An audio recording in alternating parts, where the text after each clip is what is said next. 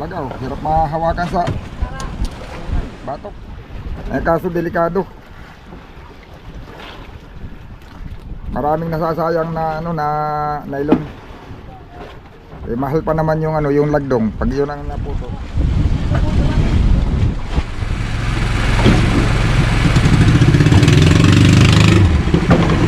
Oh, ngayon. Hindi ko man sakitan ngayon. May tatlo. Tapos. Oh. O di marami din at may 3 may 4 may 5.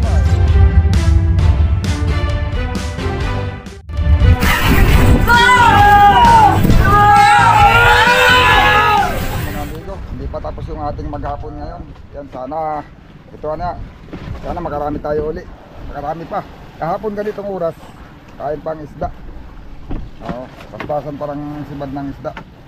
Oh, naghihilo lang kami kaya napatigil. Gawa ng hindi naman pwedeng i-stop muna yung paghihilo at yung isda natin ay nauubusan na ng hilo. Kailangan talagang mahiluhan para magandang isda natin pagdating sa tabi.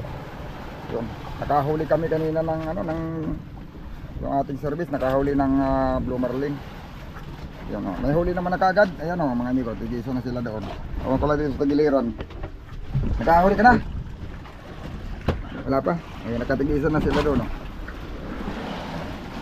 Tutuloy pa yan at kahapon din hanggang palubog ng araw na si Baday. Malay natin pa din, baka mamaya mga amigo gabi kakain siya. O yung ating mga service oh. Iba na ang ginawa nila, sila hila na at hapon na. Ayan mga amigo, may pa isa pa nakakain. Sana makarami pa. Kahapon nakahuli yung ating service sa Kitang, sana makahuli sila ngayon ulit. Kating isang ublong na banyera. Yung isang oblong mga amigo, pag yan ay napuno, kumapatak ng 50 kilos yan, yung oblong na banyera. Nakasigit pero hindi nakulang, basta puno. Yun. Kaya sa tansya ko yung huli namin ngayong araw, hindi pa man nagabi, madadagdagan pa. Ano na yan, hindi nabababa sa 200 kilos yung huli namin ngayon, hanggang 300 kilos pa. Yung kahapon, marami yung mga amigo, nasa saglit lang ang kain, pero ano yun, halos walang sablay yung iba sa area nila. Baka yung huli namin kahapon gawa. Siguro sa bagay mga amigo, may ano yun, may bigto na yun. Kaya siguro nasa 500 kilos yung kahapon lang nahuli namin. Ngayon naman, mayroon din namang napahalo. Marang naman yung marang bigho, yung tinatawag na blue marlin. Doon pala ang mga amigo, baka ipagpalagay natin 40 kilos di basta huli natin marami-rami na. Ayan o, nakawan ng isda, hapon na nga eh, nakawan na. Kahapon ganitong oras mga amigo, marami pa kami naidagdag hanggang bago lumubog yung araw. Marami pang napadagdag sa huli natin.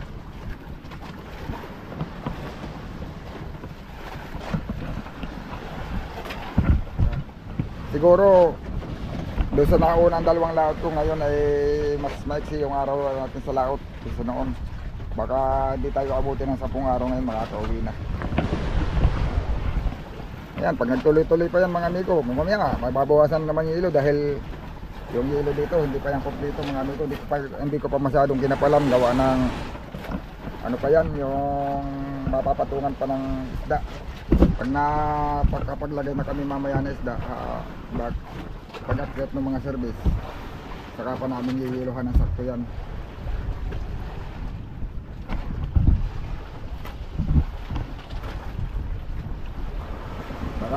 Pinakamatagal na nito mga amigo, ano, 3 gabi. 3 gabi pinakamatagal.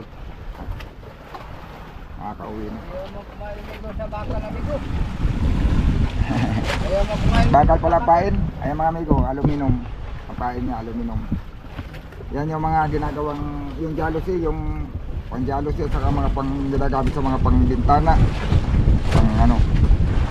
Yan, kinukurtihan lang. Yun no. Maganda dito at mga yelo pinanakain. Ang karamihan. Kaya uli yung mga anak ni Raya. Kilos na. Puro naman dilawan. Puro ang yelupin ano. Walang halong tulingan. Kaya kilala sa dilawan. Oo. Ay hindi ano Kaya siya mga pupuntanin ko yan. Ayaw to.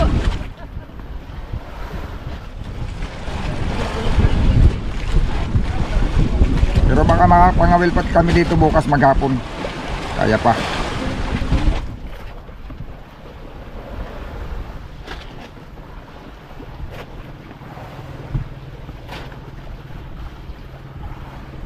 Ano, gilupin siguro ulit. Parang malaki na naman ang kumain doon sa unahan eh. Palupalulos. Napatakbo pa niya eh. Kala ko tuhunan na naman yung kanina. Big ho pala. Hindi pala barilis.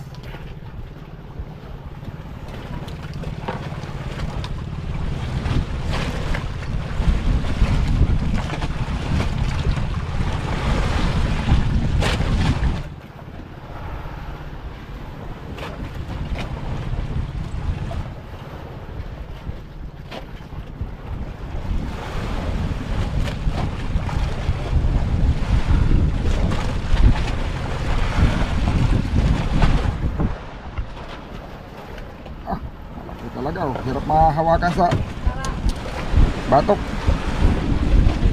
Hirap hawakan ang batok. Pag ganyan kalalaki mga amigo, kahit pa isa-isa lang yan, mabilis na ano, mabilis lang ipon.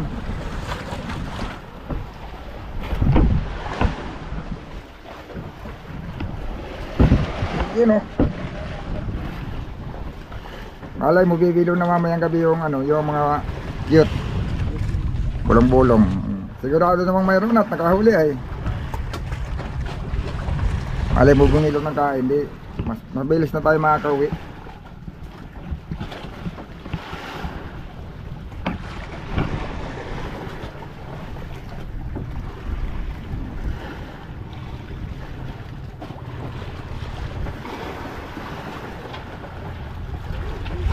Hindi kasi mga amigo pwedeng sabayin yung pang big tuna at saka itong pang yellowfin. Gawa na pag yan ay siyempre maliit ang luay nito. Pag ito'y tumakbo tapos na sumapay doon sa pang big tuna, na napuputol, nasusunog, nagkakasunogan yung nylon. Parang nahihiwa siya. Kaya pagka bumira sila ng ano, yung pang big tuna, pulon muna. Kung pwede nga lang sana mga medyo ibababad-babad lang yung pang tuna eh. Kaso delikado. Maraming nasasayang na ano na nylon. Eh mahal pa naman yung ano, yung lagdong pag yun ang naputol.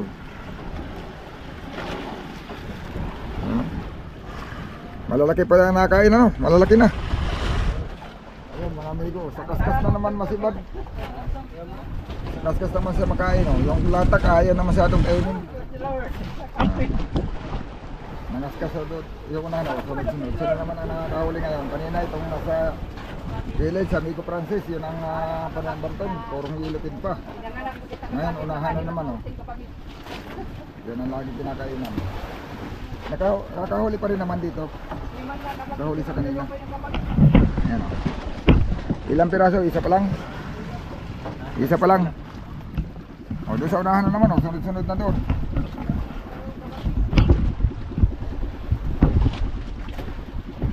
Sa kaskas na naman ang nabanat.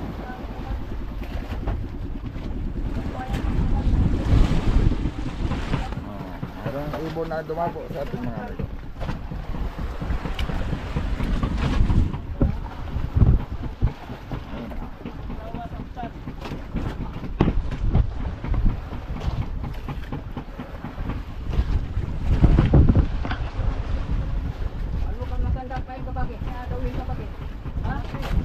Naglamarang yata yung service ah.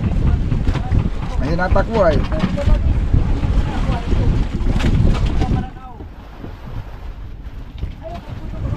Oh.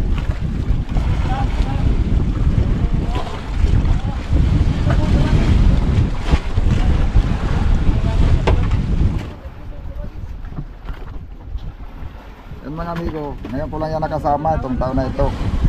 Sa unang laot ko ngayon, bali pangatong laot ko lang yan, pero hindi ko alam kung gano'n nakatagal naglalaot. Sa tingin ko hindi pa ito masyadong matagal. Iba pa yung galaw niya eh. Iba talaga yung mga matatagal na sa paglalaot. Ayan mo, yung mga hawak sa isda. Hindi pa talaga kagaya ng mga ano, yan o. Yung tamang hawak sa buntot ng isda, hindi pa niya masyadong kabisado. Kasi pag gano'n ang hawak mga amigo, dahil pag kumalwag ang isda, nabibitawan talaga pag nakagano'n ang hawak. Ayan mga amigo, kaskas na naman ang nanguhuli.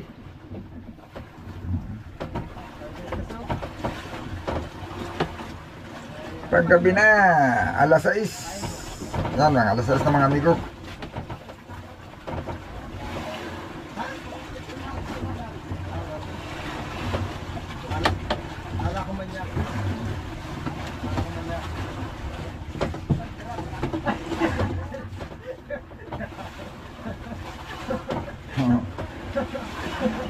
Komedyante yung mga amigo ko masyado si Migo Nyot.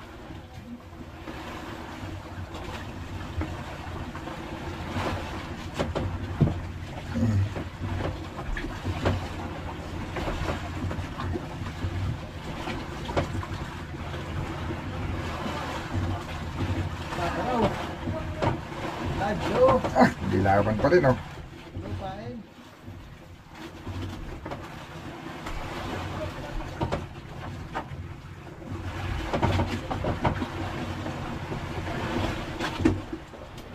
Ayan nga pala mga amigo.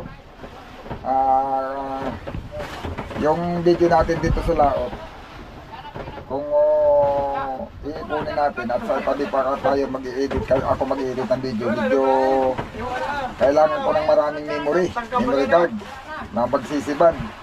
Tapos ang magiging problema ko doon, pagdating sa tabi wala naman akong editor, ang mangyayari, hindi kami makakalat kagad kasi marami akong i-edit na video para makapag-upload.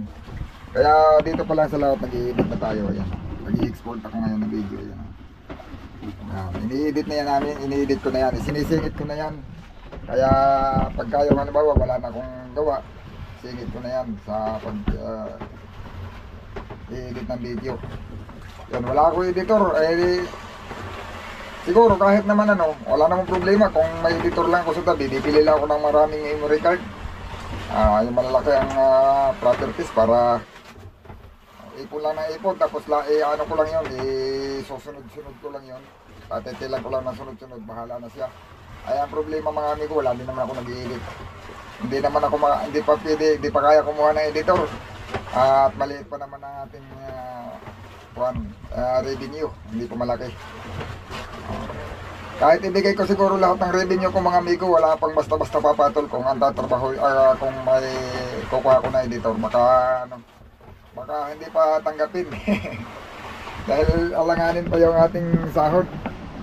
So sa bagay mga amigo, ano naman, kung ako may editor, baka kaya ko mag-content ng napakaraming content sa isang araw. Marami tayong mga pwede pang i-video dito sa lahat na hindi ko magawa, gawa ng yun nga, limitado lang yung ating oras sa pag-i-edit. Hindi naman laging may oras. Halimbawa, bago matulog, yun, nag-i-edit ako ng video. Yung pag nagpapahinga sa tanghali, yung pag natigil ang kain na isda, nag-i-edit ako ng video. Pagka naman nakain ng isda, hindi naman ako makapag-i-edit. Nag-video sa kanila. Ayun, pagka ganito, nagsisig. Sinisingit-singit ko lang, tapos habang nag-i-export tayo ng video, ayun, video na ulit tayo, ganyan. Kaya kung titingnan nyo yung ating huli mga amigo, at saka yung napanood nyo sa video natin na panghuhuli na isda, mas marami yung huli kaysa doon sa pinanood nyo, kasi hindi ko naman lahat nakukunan na ng camera yun. Lalo doon sa hulihan mga amigo, kailangan ko pang lapitan. Ay kung may ginagawa ako, paano pa ako lalapit doon? Kaya ito yan yan mga amigo. Ang ginagawa ko, kinakabit ko lang dito yung GoPro ko, tapos yan, katutok yan kung saan yung mga nanguhuli na isda. Yun, para makagawa din ako ng ibang gawa. Kaya doon sa mga amigo sa nagko-comment sa akin na ingay na ko daw, hindi man ako gumagawa. Puro lang daw ako sigaw. Natural mga amigo, yung pag nagbabantong sila ng isda, ako yung makakapansin dahil ako yung nakatingin kung ano yung mga dapat nilang kung alin yung mga dapat nilang gawin. Ano lang yan mga amigo, kasi ito na lang. Yung boksingero, kaya yan nananalo, may coach yan. Tuwing uupo yan, sinasabihan na ganito ang gawin mo, ganito, ganyan, ganyan. Yung mga player, basketball player, volleyball player, may coach yan. Pag wala yan coach mga amigo, hindi yan basta-basta nananalo kasi yun ang nakakakita nung ginagawa ng mga player niya. Yung boksingero, yung coach din niya, nakakakita kung ano yung mga dapat niyang gawin. Pero hindi ibig sabihin, yung coach mas magaling kaysa doon sa boksingero. Ay baka yung coach, pag pinalaban mo doon sa boksingero na tinuturuan niya, baka hindi tumagal na isang round. Kaya hindi ibig sabihin ako mo may mga isinisigaw ako sila o sinasabi na ganito, ganyan-ganyan. Hindi naman na ibig sabihin nun na nagmamagaling ako sa kanila. Kasi ako yung nakakapansin, ako nakakakita. Lahat naman ay sabihin nyo, laro naman yon. Iba naman yung trabaho kaysa laro. Ay bakit yung construction worker? O kahit sa mga company, kahit anong klaseng company, may foreman, may leadman, may engineer, may ganyan yan, may mga position yan. Kasi dapat may mangunguna. Pero hindi ibig sabihin na kaya sila pinangungunahan, hindi nila alam ang ginagawa nila. Ay kung yun ang foreman minsan ang alam lang ang basahin yung plano pero pag siya pinagawa mo, hindi kayang gawin ganun lang din yan. Pero alam niya kung paano niya ituturo. Pero hindi ibig sabihin, mas magaling siya kaysa doon sa gumagawa.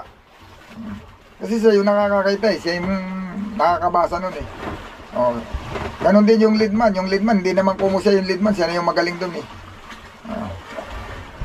Ganun din dito yan mga amigo. Kaya yung sinasabi ng nagko-comment sa akin na puro lang daw ako sabi, puro photos, tapos wala akong ginagawa. Yun mga amigo, ilan oras ba ang isang video ko?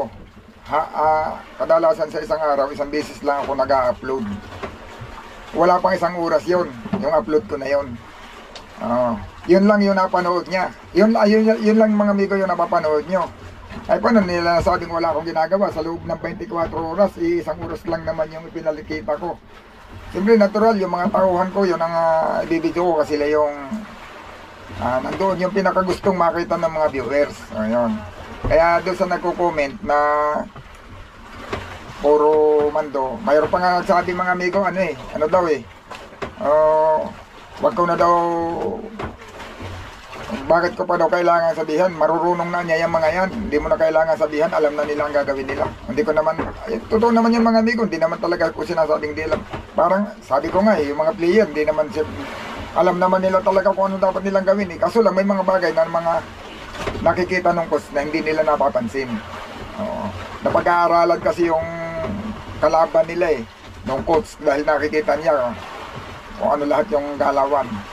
Pero yung coach ba, mas magaling ba yun doon sa naglalaro? Di ba hindi naman? Ganun lang yan. Pwedeng mas magaling pa sila kasi sa akin pero hindi ibig sabihin nun, wala na akong sasabihin sa kanila.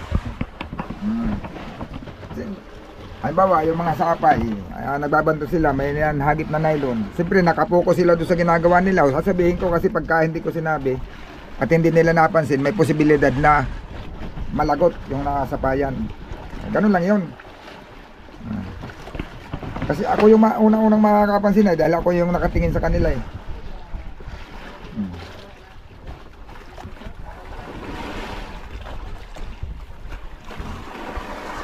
Pagka lalo na mga amigo, maski sa pangangawil, pag napansin nyo na yung camera ko naka-steady, halos hindi na nagalaw. Kung nakatutok siya dyan na lang. Ibig sabihin, ang camera niyan, hindi ko hawak. Ayan.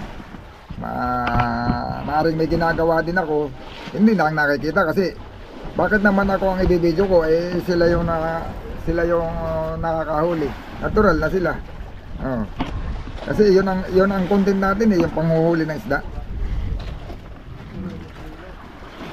Saka baka yung nagko-comment mga amigo, hindi lang talaga napapanood yung lahat ng aking video. Baka ganun. Kasi may mga video naman talaga ako na kagaya pag nag-yelo, mga kung anong ginagawa.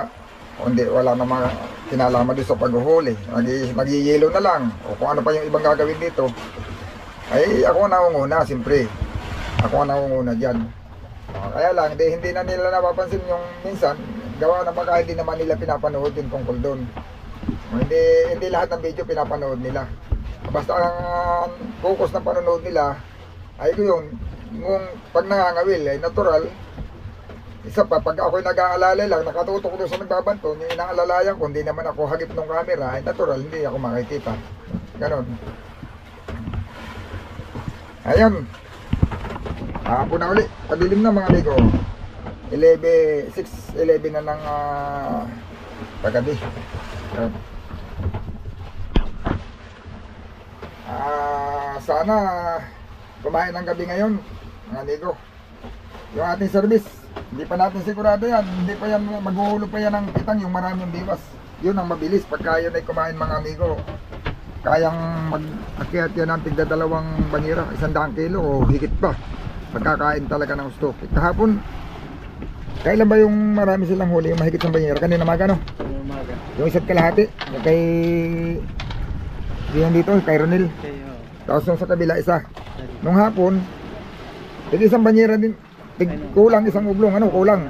Siguro yung kanilang 2, 1 kalahati. Yung mga amigo, kulang, ano yun? Yung 1 kalahati ublong, ano yun? Mga patakay naman. Yung huli nilang hapon, yung sa kanilang lang huling 2, mga 80 kilos na yun. Tapos nung huli nila kaninang umaga, na 2,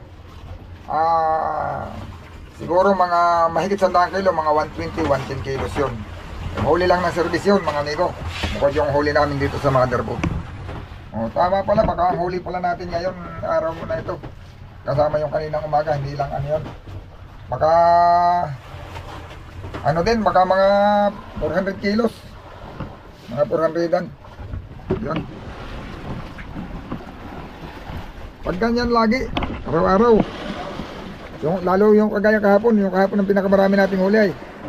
Oh, pag gano'n ang kaya ng isda, yung kagaya kahapon, palaging gano'n. Hindi pa nga paspasan yun, may pahinga pa yun, may tulog pa. Dahil may oras lang yung pagkain ng isda. Yung simula alas 2 lang ng hapon, mga 500 kilos lahat. At baka kami mga amigo, pag gano'n lagi ang kaya ng isda, baka hindi kami abuti ng ano eh. Baka pinakamatagal na namin dito sa laot yung isang linggo o mga 5 araw lang, uuwi na. Basta tuloy-tuloy na gano'n, yung pagdating sa laot ay masusumpungan ka agad yung ganang kaya ng isda. Tapos tuloy-tuloy, araw-araw, matagal na, pinakamatagal na 1 linggo. Nakauwi na kami.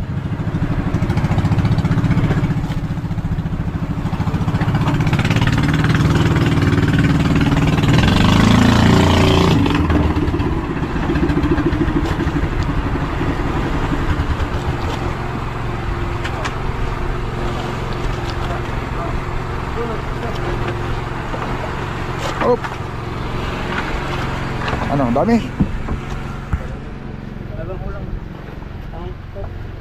Uy! Madami kay sobra sa isa. Wala, upat ka buhok. Hindi kumain sa kitang, no?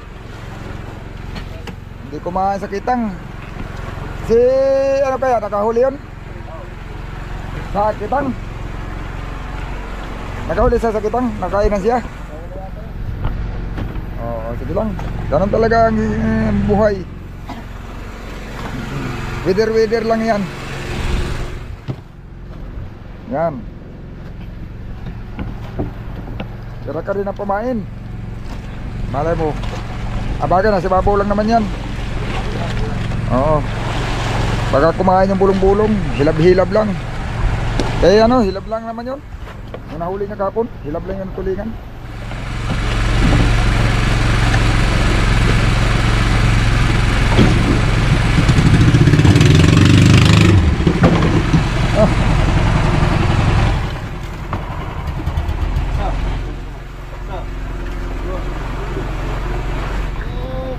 Ano, nakabanton? Hindi kumain ngayon? Hindi kumain sa kita ngayon?